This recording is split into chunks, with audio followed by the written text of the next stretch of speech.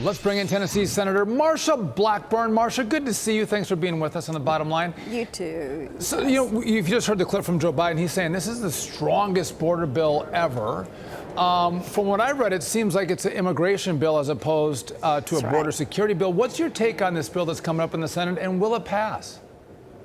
And what we need to keep our focus on is that our goal as Republicans is to protect our nation's sovereignty and protect the citizens of this country. We know that Joe Biden took 94 executive actions in his first 100 days to open up that border and make it more porous. And now for him to be claiming that all of a sudden if you pass one more bill, he can do his job. He has all the authority he needs to secure the border. He wants an open border policy. And as you said, Sean, this is an immigration bill. It doesn't do anything to secure the border. It focuses on mitigating the effects of the open border. So first things first, secure the border, end illegal immigration. The illegal immigration number should be zero. Yeah. It shouldn't be 5,000 or 3,000 or 2,000. It should be zero.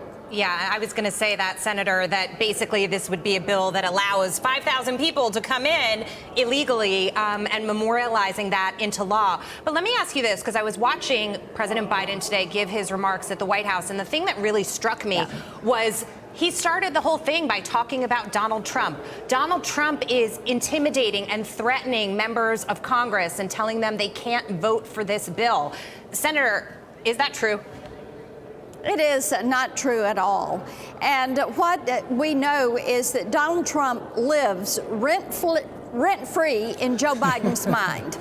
And he focuses on this every day, just like some of these, left-wing loonies that we have out there on some of the other networks. I mean, they are obsessed.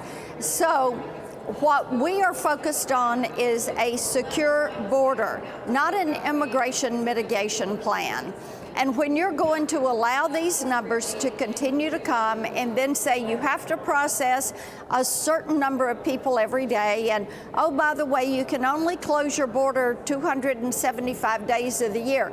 We are the United States of America. If we decide we want to close our border every day of the year, we can do that, and we should do that if it is in the nation's best interest. This president won't shut it. You know, Senator, let's talk about the Senate as a, not as a whole, but as Republicans specifically. It seems like the knives are out for Mitch McConnell, as some Republicans, including Ted Cruz, J.D. Vance, they're now leading calls to shake up leadership, accusing the Senate Minority Leader of having a bromance with Democrats over this border bill. And it's not just that. They didn't include House Republicans in the negotiations. If you remember, a little over a year ago, Mitch McConnell struck a deal with Senate Democrats to fund the government with that omnibus bill before Kevin McCarthy was the Speaker of the House, cutting out Republicans for almost a whole year. Is Mitch McConnell going to keep his job? You know, I don't know what is going to happen. What I do know is this. Any deal that gets cooked up in a back room and then you spring it forward to try to say this is the bipartisan deal, and you haven't gone through committees and you haven't gone through regular order, it never ends well. And I don't know when Republicans are going to learn that lesson. H.R. 2, the Republican House passed bill that deals with the secure border, landed in the Senate on May 15th. The Senate Judiciary Committee that received that bill has held over 80 meetings and markups since that bill came. Not one peep out of Dick Durbin and Chuck Schumer about taking up that bill. If they wanted to secure the border, they could have done it long ago. We could have had this done before July 4th, but they didn't want it to go on the House bill. They don't want to secure the border.